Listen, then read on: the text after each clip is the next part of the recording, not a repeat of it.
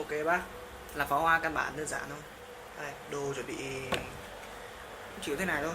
Bác cầm một cái vỏ pháo làm bằng giấy, đổ keo cho cứng cứng một tí là được. Một cái ngoài hú,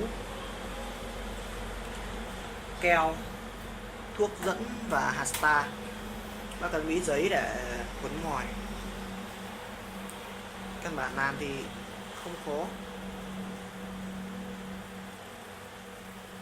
Ở cách làm của em khác với những bác trên nhóm.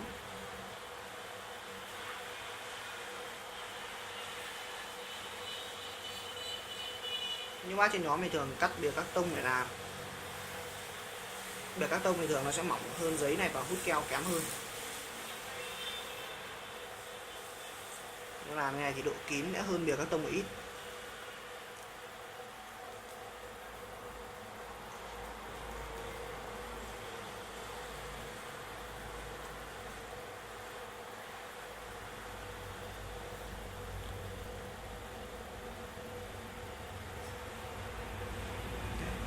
Bác để cho phần ngoài hú vào sâu bên trong là một ít là được.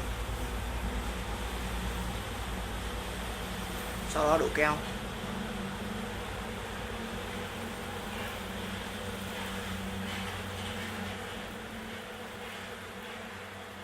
Bác cứ đổ thoải mái, đừng tiếc keo làm gì.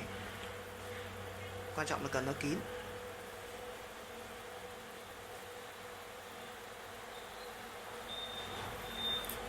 Rồi ok, đợi tí cho nó khô.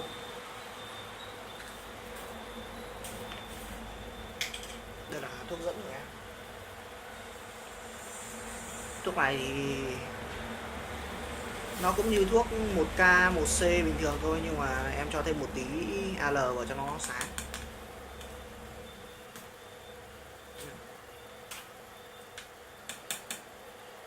Bác cho hạt start vào.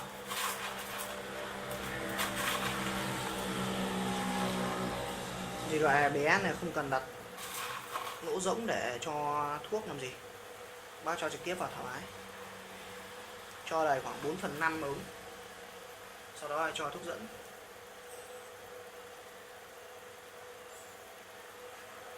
Bác cho ít một. Sau bác có gõ nhẹ cho thuốc nó xuống là được.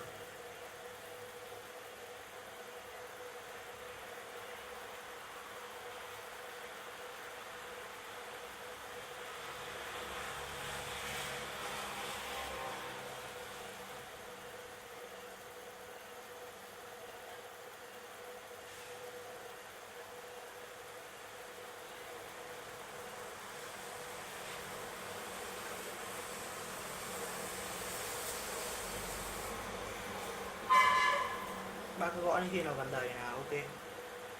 Đừng cho đầy hẳn, bởi vì đầy hẳn nó dư thuốc thì hạt star sẽ không cháy hết.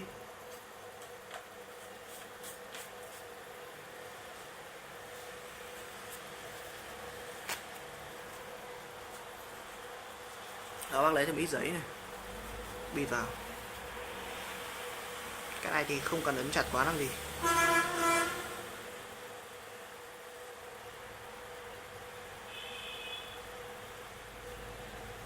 Rồi bác đổ keo.